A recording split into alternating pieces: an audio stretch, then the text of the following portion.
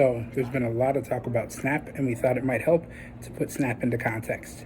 While SNAP makes up about 70% of USDA spending, it only makes up about 1.5% of the government's total expenditure. To put that into context, 13% of the budget, or almost 10 times the amount of SNAP, goes towards paying the US government's interest on debt. So, as a percentage of spend, SNAP doesn't come close to cracking the top expenditure categories. In total dollars, spend on SNAP was just shy of $100 billion in 2024. To put that into context, Americans are projected to spend just over $94 billion on luxury goods and items in 2025.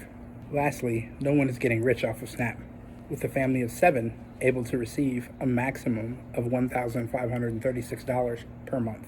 So SNAP has a number of benefits across our society, which often reduce overall spending and lead to general better outcomes for the public. Individuals with food insecurity often lack access to nutrient-dense food, which then can lead to many chronic diseases. Food insecurity for adolescents also has a strong correlation with mental health and has been shown to lead to greater absenteeism in school, worse academic performance, and overall behavioral issues. Lastly, it's also associated with greater future homelessness.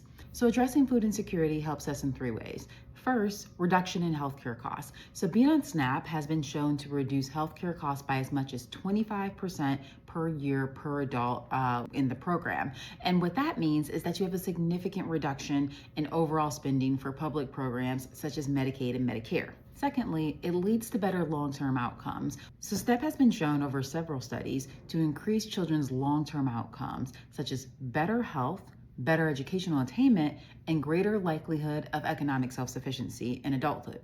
One study actually found that each additional year of SNAP availability in childhood reduces future likelihood of prison by 2.5%.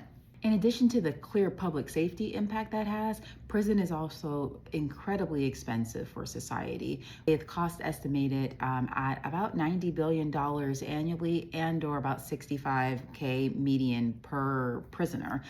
So the last benefit is via economic stimulus. Because SNAP is used immediately, 96% within the month that is issued, it is used to support the stores in which people spend them.